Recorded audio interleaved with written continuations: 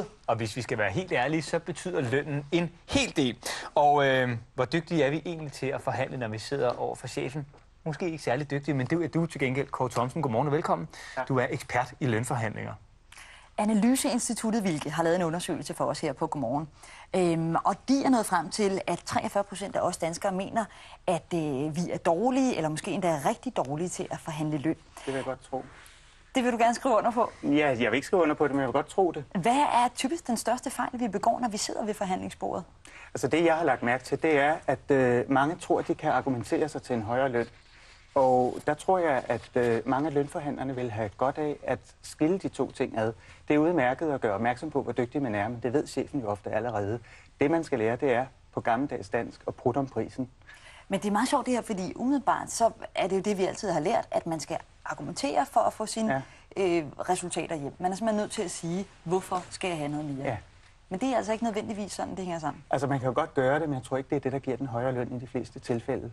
Jeg tror, at det, at du kan forhandle, som er noget helt andet, end at sidde og argumentere, det er det, der gør, at du får en højere løn. Allerede der, så kan jeg mærke, at jeg er blevet meget klogere, fordi jeg sidder jo altid med den lange liste af argumenter, og begynder at hælde ud af det ene øre, ud af det andet øre, og det giver aldrig rigtig så meget. Måske er det derfor. Nå. Det er godt gå hen og være spild af tid, og i værste fald bliver man jo uvenner, fordi chefen vil modsige dig. Jamen, så lad os lige for at slippe for at betale noget løn, og så bliver du sur. Og så lad os lige prøve at vise i praksis, hvordan det rent faktisk skal gøre, Kåre. Hvis nu vi siger, at jeg er din chef, så vil jeg sige, Kåre, velkommen til. Mange tak. Vi skal jo forhandle løn. Hvad tænker du selv? Altså, jeg vil lige indskyde en kommentar, der jeg vil gøre to ting. Først vil jeg tale om fremtiden, og så vil jeg prutte om prisen. Ja. Så lad os bare gå i gang med det. Jeg vil starte med at sige, at jeg sidder her og vil gerne have en højere løn. Det er derfor, jeg har det her møde. Og du skal vide, at jeg går efter en betragtelig højere løn. Derudover så er der en række ting, jeg også gerne vil, nemlig A, B, C og D. Det har jeg også lyst til. Allerede her er jeg nødt til at stoppe. Hvorfor begynder du at tale om fremtiden? Jeg sidder allerede med håret tilbage her og tænker, jøsses da. Hvorfor begynder jeg at tale om fremtiden? Fordi forhandling handler om fremtiden. Du kan ikke forhandle dig til en bedre fortid. Og det nytter som regel ikke ret meget at tale om fortiden, når man forhandler.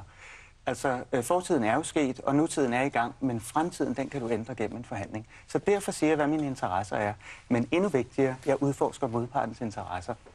Og det er svært for de fleste. Det virker grænseoverskridende. Og nu siger du så, at du gerne vil have en betragtelig lønstigning. Det er for at vaccinere dig lidt. Kåre, nu bliver jeg som chef lidt nervøs. Hvad mener du, når du siger en betragtelig lønstigning? Hvad vil du have i løn? Jeg vil lægge ud med at sige, at jeg ønsker en lønstigning på 5.000 kroner per måned. Og det er mit bud. Er det her så din reelle, dit reelle hop? Er det det, du vil opnå, eller har du sat barren højere? Altså, hvis jeg kender lidt til forhandlingsteknik, så vil jeg have sat barren noget højere. Og der tror jeg, at de fleste danskere er for blufærdige. Det ligger ligesom ikke rigtigt i vores kultur, at man er fræk nok. Det jeg ofte hører, når jeg spørger folk, hvordan forhandlede du løn, det er, at de sætter sig et drømmemål, lad os sige 3.000 om måneden, og så siger de det. Og så er der jo mildt talt ikke rigtig noget at give af, når man skal til at forhandle. Og forhandling handler om give and take. Altså, du skal jo give noget for at få noget.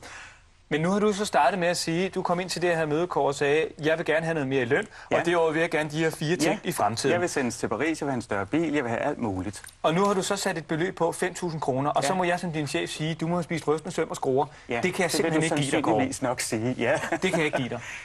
Okay, det er i orden. Jeg har også bare fremsat det som et bud, og det er til forhandling. Hvad kan du så give mig? Jamen altså, det er jo finanskrise, og det er presset for os som alle andre, så vi har jo dybest set ikke noget, du kan få i lønstigning, men altså, hvis vi skal lande et eller andet sted, så vil jeg sige, 1.000 kroner om måneden kan du måske få. 1.000, det lyder godt, fordi det er jo meget bedre end ikke noget. Kunne du også give mig lidt mere end 1.000? Nu synes jeg, du strammer den. Men kunne du? Nu sidder jeg kan godt mærke, at jeg ikke er chef. Her opstår der noget interessant, ikke? Fordi du har fast her. Jeg holder fast. Det er pokerface, og du siger, men kan du give mig noget mere? Nej, det er faktisk ikke pokerface. Det er blot et face, som ikke afviser, og som ikke modsiger, og som ikke beordrer. Og det er det vigtige ved forhandlingsteknik. Men du holder fast, jeg holder fast, og jeg holder fast på den måde, jeg bliver ved at anmode. Jeg bliver ved med at bede om det, men på en pæn måde. Jeg vil aldrig sige, hvad chefen skal gøre. Plus, at du kræver ikke, du beder om, som du selv siger. Jeg har aldrig, altså, den almindelige vending, man så ofte hører, det er, jeg skal have. Det er jo vanvittigt. Man skal jo ikke have noget som helst. Eller jeg har fortjent. Det må den modparten jo selv afgøre, om han synes. Jeg synes ikke, man på den måde kan fortjene løn. Altså, det er noget, man krejler sig til. Så selvom du kommer ind sådan, og kan man sige, sætter barren ret højt, så gør du faktisk på en høflig måde? Ja, altid. Og nu vil jeg som chef så sige, jamen, nu er du har sagt 5.000, jeg har sagt 1.000, du spørger mig nu, kan jeg ikke få noget mere, eller kan du give mig endnu mere end det? Så vil jeg sige, jamen hvorfor skulle jeg det?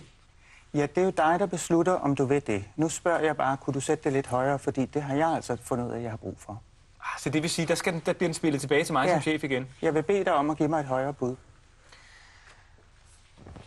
Jamen, så vil jeg sige, så kan vi lande på 2.000, og så kan du ikke få en krone mere. Det lyder godt. Det var jo en fordobling allerede. Så kunne du også gå en anelse højere? Nu tror jeg... Ja, altså, her holder du fast igen. Ja. Men det vil jeg altid gøre, når jeg forhandler. Men kan man ikke risikere, at chefen nu bliver irriterende og bare sidder og tænker, jamen du er bare sådan en, der sidder og kræver. Nå, men nu har du sagt 3.000, kan du gå lidt højere? Kan du gå lidt højere? Kan du gå lidt højere? Er der ikke sådan en fare for, at man kan blive lidt for krævende? Det ved jeg ikke. Altså, kan man det? Det kan godt være, at chefen tænker det, men hvad så? Kan der være fare for, at man går på tiggerfødder som medarbejder? Altså, at anmode høfligt om noget, er det at gå på tiggerfødder, det ved jeg ikke rigtigt, men i hvert fald er det er sandt på den måde, at jeg altid, når jeg forhandler, beder pænt om tingene og bliver ved. Så det vil sige, hvis du lige kort skal opsummere til sidst, fordi vores forhandling når desværre nok ikke til enden. Altså, jeg kan mærke, at du presser mig til, vi når de 10.000. Ja. Hvad er det så, man skal huske, når man forhandler løn kort? Altså, først og fremmest, det vi ikke sagde, det er, at du skal forberede dig. Så du skal vide, hvad vil du sige som første bud, og hvad er dit mål? Og det ligger så noget under, kan vi sige. Du har måske lagt 50% på som dit første bud. Og så det andet, det er, at du husker at udforske fremtiden og interesserne, og virkelig få spurgt modparten, hvad vil han gerne? For du kan bytte dig frem. Hvis han gerne vil have, du er den, der tager et projekt, jamen så kan du bytte dig til en forholdelse for det. Og så det sidste, det er det her, vi taler om, altså at du anmoder på en venlig måde, men bliver ved. Kåre Thomsen, hvis man vil vide mere om dine forhandlingsteknikker, kan man gå ind på vores hjemmeside, tv2.dk, og altså læse mere. Tusind tak, fordi du kom ind og var med på den her lille tak, fordi jeg måtte komme.